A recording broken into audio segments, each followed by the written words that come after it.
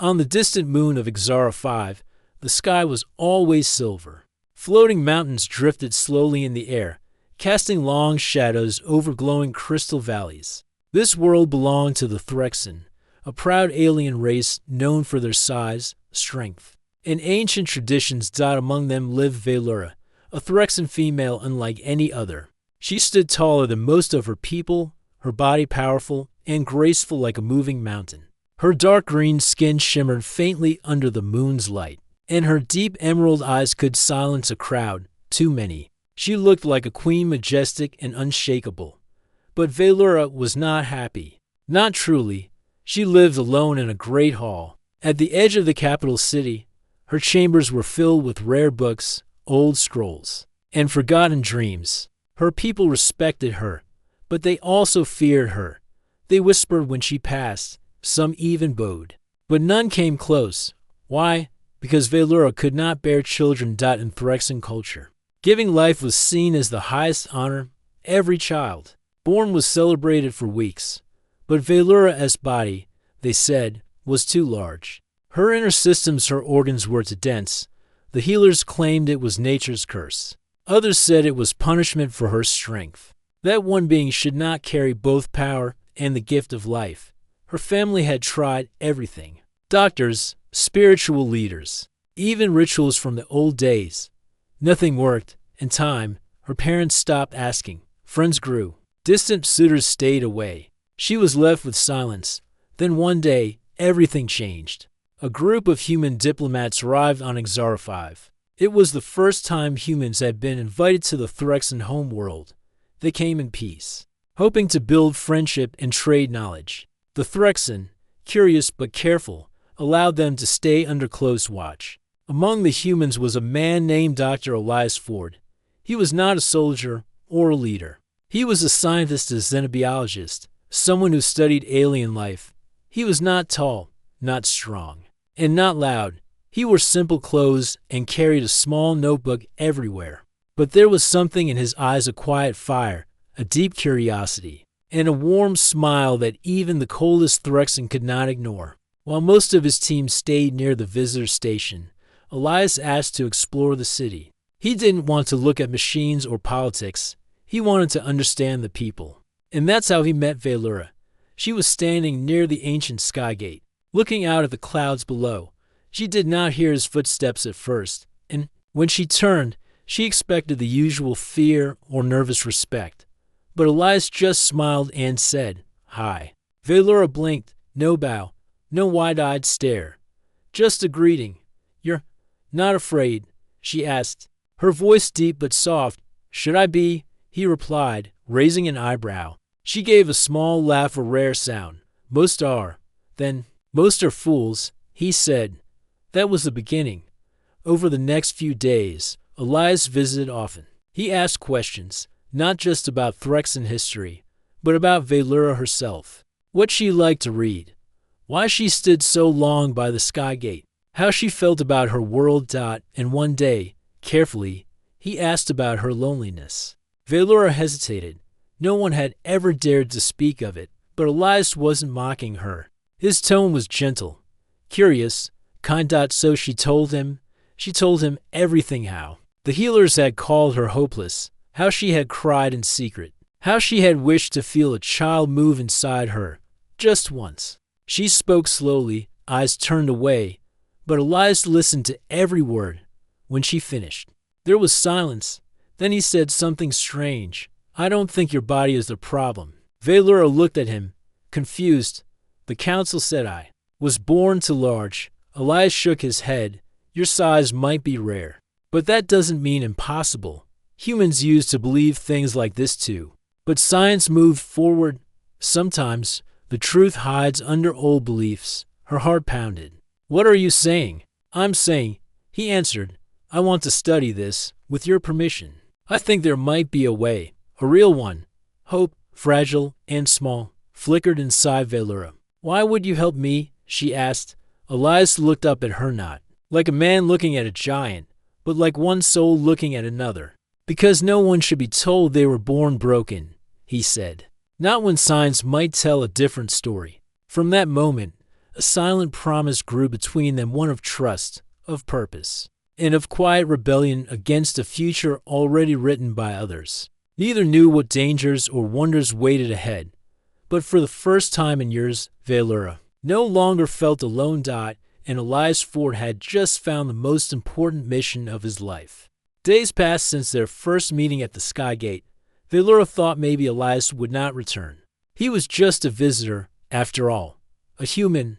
Maybe he had said kind things only to be polite. But the next morning, he came again carrying a small scanner and a pack of fruit from Earth. He smiled and held it up. "I heard you haven't tried mangoes," he said. "Earth's finest?" Velura tilted her head. "They are very small. Good things often are." He grinned. She allowed a smile and sat with him on the wide crystal bench beside her hall. It became their new meeting spot. Each day, they sat under the soft light of Xera's sky. Elias asked questions, and Velura answered with stories no other human had ever heard. In return, Elias shared Earth stories, simple ones about oceans, trees, birds, and families. She listened carefully. Sometimes her eyes went soft when he spoke of human children playing in the rain or a mother singing to her baby. One afternoon, Elias brought a new device. "This is a portable gene mapper," he explained. "It reads biological data and builds a 3D map of how your body works." "I was hoping you want to scan me," she guessed. "Only with your permission," he said. "You can delete the results anytime." Velura paused. Her people were private, especially about their bodies. But Elias had not lied to her. He hadn't mocked her. He didn't treat her like a problem. He treated her like a person. So she nodded. The scan took a few minutes. Elias moved slowly, holding the device in both hands as he walked around her, careful and respectful. "You are built like a fortress," he said, half to himself, watching the data on his screen. "That's not usually a compliment," she said dryly. "With humans, it is," he replied. When the scan was done, Elias looked serious. He sat beside her and studied the results for a long time. "Your reproductive system," he finally said, "is fully formed. Nothing's missing, but the hormonal balance is different from other Threxan females. It's like something was paused or locked." "Locked," Velura repeated. "Yes, and I think I know why." He turned the screen toward her. A bright model of her body rotated slowly. "Your people believe your size makes you infertile," he continued. "But look here, this hormone. It's barely present. On Earth, we have something similar. It controls fertility. Without it, pregnancy can't start. Maybe your body is healthy, just waiting for the right signal." Velura stared at the screen. "But if it's missing, what can we do?" Elias leaned forward. "We could try introducing a version of the hormone safely from human biology, modified to work with your system. It wouldn't change who you are. It might just awaken what's already inside you." The idea was both thrilling and terrifying. "Would that not be seen as impure?" she asked quietly. He shook his head. "Not impure. Different. Evolution is full of surprises. Nature doesn't care about pride, it cares about life. But the Council, they don't have to know." "Not yet. Let's study more. Carefully." Velura stood and walked a few steps away. She looked up at the drifting clouds above the silver mountains. Her heart beat hard in her chest. For so long, she had accepted the silence, the judgment, the emptiness. Now, here was this small human, with simple tools and wild hope, telling her she might be able to give life. It felt like a dream. But Elias wasn't promising miracles. He was offering work, time, trust, and that, to her, meant more than magic. She turned back to him. "We begin tomorrow." That night, Velura couldn't sleep. She sat in her great stone chamber, holding one of the earth fruits Elias had given her. It smelled sweet and strange. She took a small bite. The taste was sharp but warm. It reminded her of him, small, bold, unexpected. For the first time in many years, she didn't feel like a shadow of her people. She felt alive, like something deep within her was reaching toward the future. The next few days were quiet but full of secret work. Elias borrowed equipment from the human ship and set up a temporary lab inside one of Velura's unused halls. The Threxan guards had no reason to question him. He was just a scientist. And Velura? She had long been ignored. They worked late into the nights. Elias studied her blood and cellular activity. He tested protein responses. Velura watched and asked questions. She had a sharp mind, and soon she understood more than most of his own team. "I was trained as a historian," she said once, "but I prefer truth to stories." Elias smiled. "Then let's write a new truth. On the seventh day." Elias showed her a small vial. "This is it," he said softly, "a prototype serum. It mimics the missing hormone. Just a few drops into your bloodstream might wake your body up, or it might do nothing. We don't know." Velura took the vial in her giant hand. It looked like a tiny spark of gold. "If this works," she whispered, "it could change everything." Elias met her gaze. "And if it doesn't, you will still be you, worthy, strong, not broken." No one had ever said that to her. She nodded. "Then we try." As the vial disappeared into the injector, and the injector touched her skin, something unseen shifted. A quiet promise had turned into action. A wish was becoming science. And a lonely Titaness had taken her first step toward a dream long denied. The day began quiet on Exara 5. The silver clouds drifted gently, casting a soft light over the crystal city. Inside the large hall, Velura sat on a smooth stone bench, feeling the weight of what was about to happen. In her hand, she held the small injector filled with the serum Elias had prepared. The vial glimmered faintly, a promise and a risk all in one. Elias entered the hall quietly, carrying his scanner and some equipment. His eyes showed concern, but also hope. "Are you ready?" he asked gently. Velura nodded. "I have waited too long. There is no going back." Elias smiled softly. "We will take every step carefully." The first injection was slow and precise. Elias cleaned her skin where the needle would enter, then pressed the injector gently. A soft hiss, and the serum flowed into her bloodstream. For a moment, nothing happened. Then Velura felt a strange warmth spreading through her body. It was not pain, but a deep stirring, as if her cells were waking from a long sleep. She closed her eyes and breathed deeply. Elias watched the monitors carefully, noting every change. Her heartbeat remained steady but strong. "This is good," he said. "Your body is accepting it." But in the days that followed, the journey was not easy. Velura's immune system struggled to understand the new substance. Sometimes she felt sharp pains in her side. Other times, her skin flushed with heat. She lost sleep, and sometimes her breath caught in sudden, difficult gasps. Each time, Elias was there. He adjusted the doses. He comforted her with calm words and steady hands. "You are stronger than I imagined," he said one evening. As she rested against a tall crystal window, she smiled faintly. "Strength is all I have ever known. Strength and patience," Elias added, "and hope." Not everyone on Exara 5 watched their secret work with kindness. Whispers grew in the shadows. The Threxan High Council, guardians of tradition and purity, learned of the humans' work. They did not approve. An urgent message arrived one night. The council demanded Velura and Elias stop their experiments. They called the serum unnatural and abomination. If they did not comply, exile awaited both. Velura held the message in her massive hands, reading the cold words. Her heart ached not from pain, but from fear. Would she lose her chance? Elias looked at her and said firmly, "We cannot stop now. This is bigger than us. It is about the future." She nodded slowly. "Then we will continue in secret."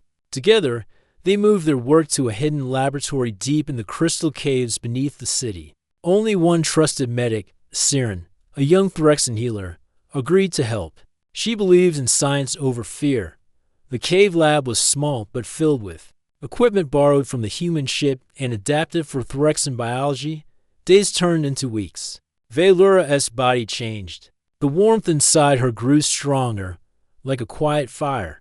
Elias monitored hormone levels and cellular responses, always careful. One day, as he examined the data, he looked up with a bright smile. "Velura, Your body is beginning to produce the hormone naturally. She blinked, stunned. Truly, yes, the serum jump-started your system. Your body is learning to make what it needs. Tears filled her eyes, tears of relief and wonder.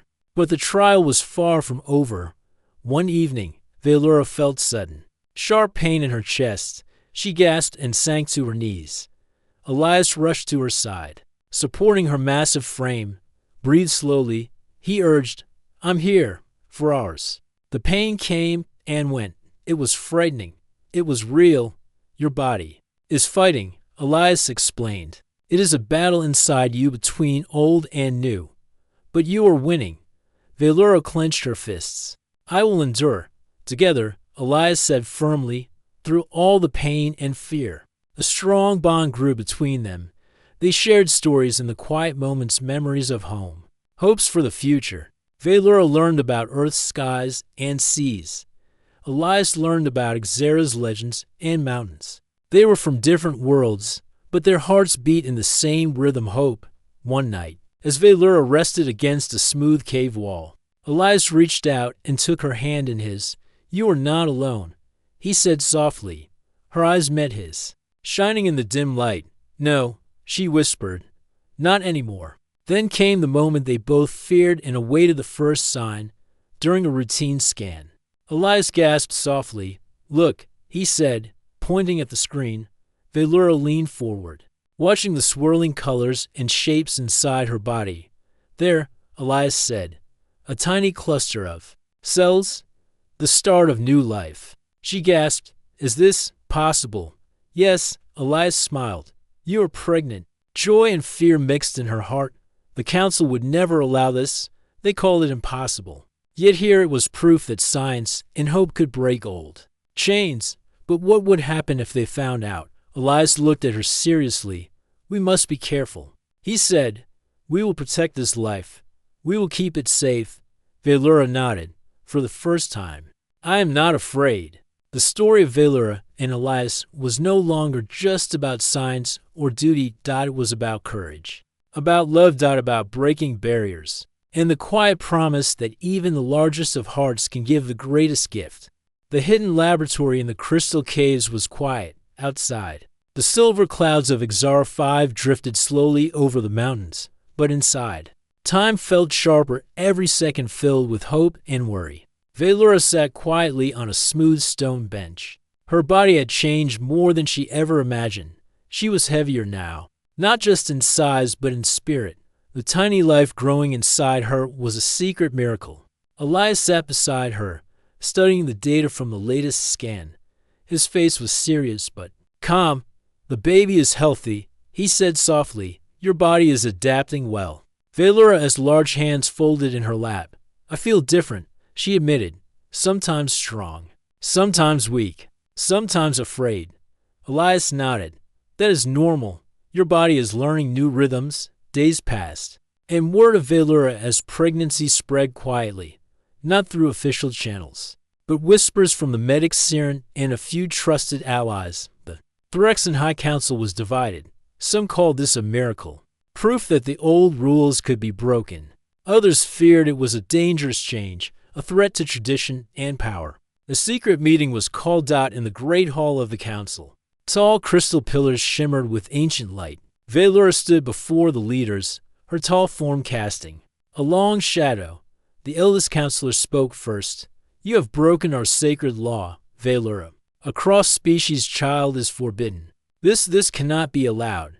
Another counselor, younger but bold, said. Or perhaps this is a new path. Our species must grow, change. We cannot live in fear of what we do not understand.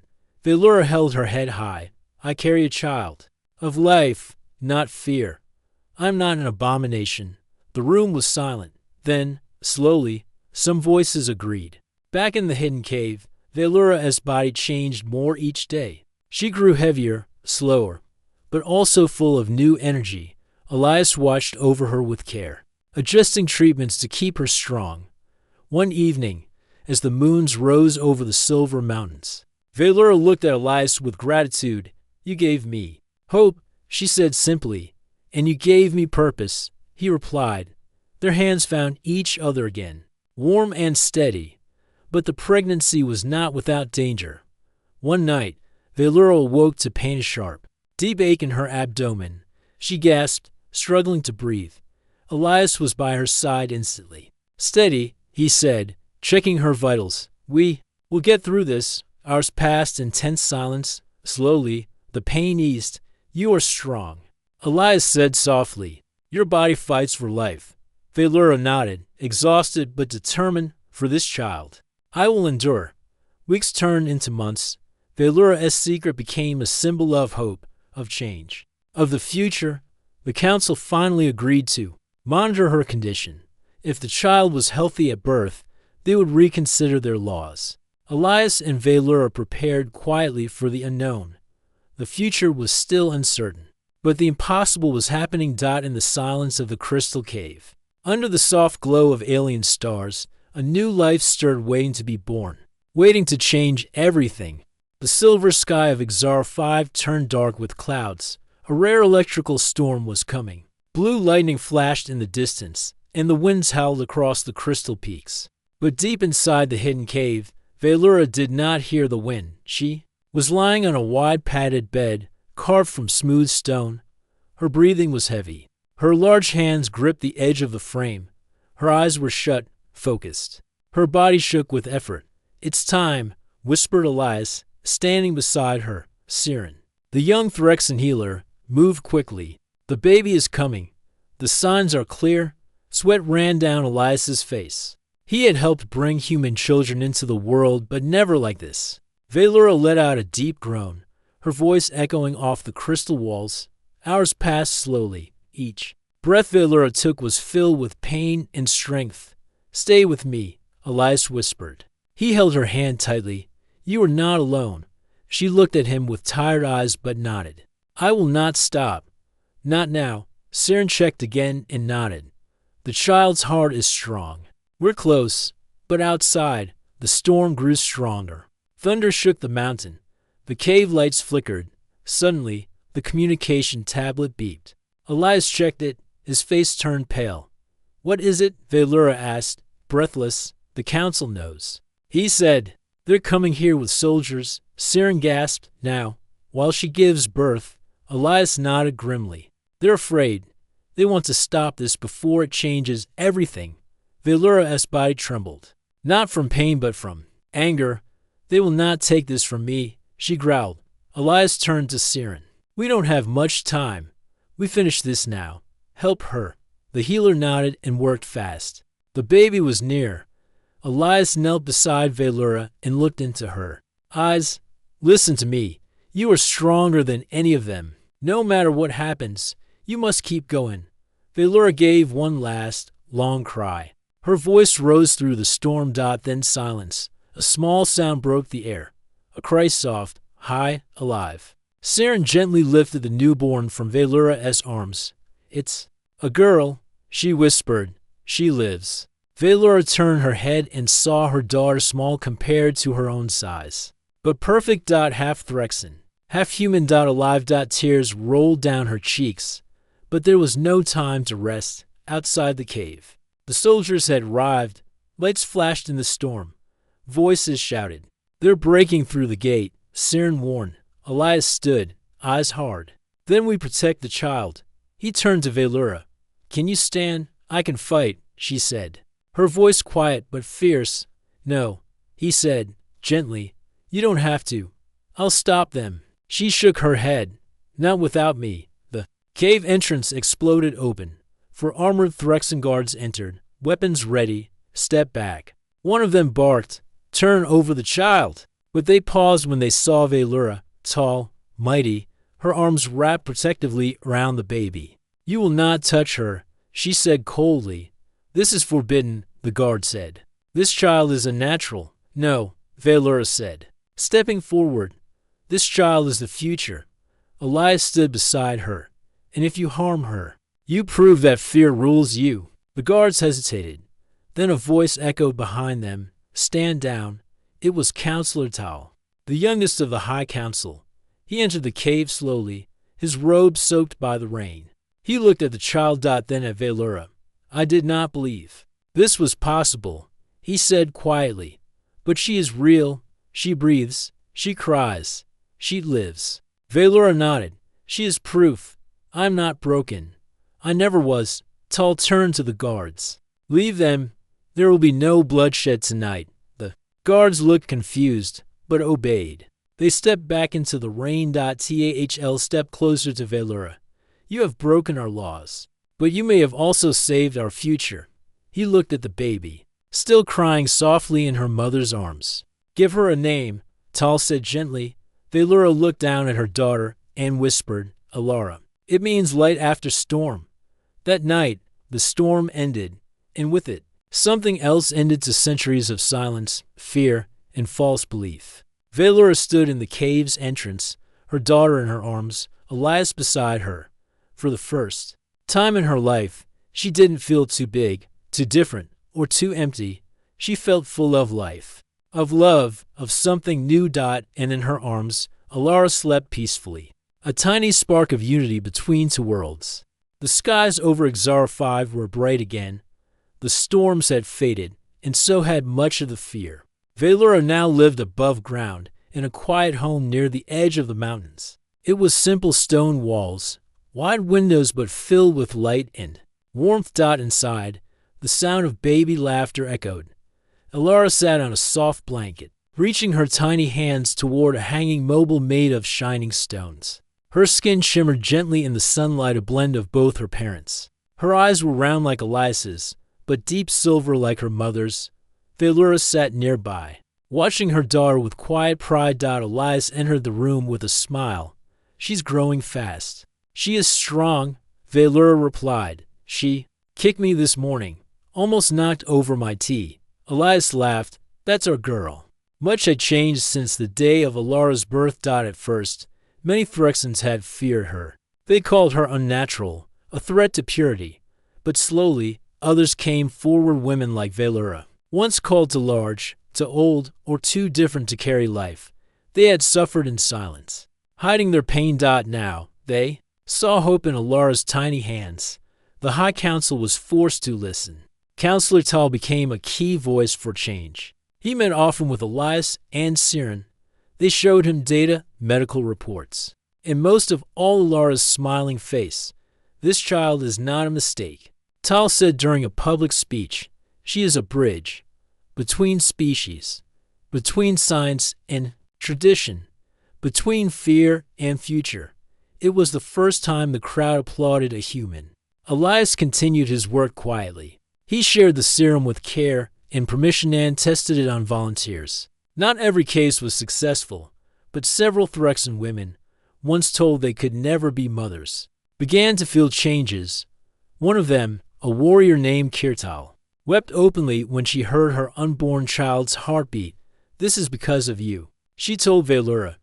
You opened the door. Valora only smiled and said, it was not me alone. It was love, but peace was still fragile. A group called the Pure Phyrexian Guard had begun spreading lies. They claimed the child was dangerous, that her human blood would bring weakness, not strength. One night, Elias found a message burned into the wall of their home, above life only blood. He looked at Valora with concern. There, growing bold, Valora held Alara tighter. Let them speak. I will not be silent. So, she spoke. In the center of the capital, on the largest platform in the city, she stood before thousands. Alara was wrapped gently in a soft blue cloth. Elias stood at Valora's side. I was told I was too large, too broken, too impossible to carry life, she said, her voice steady and strong.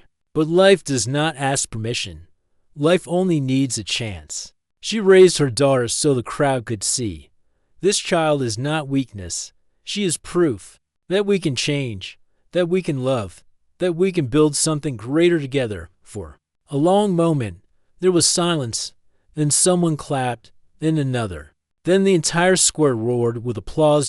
From that day forward, everything shifted.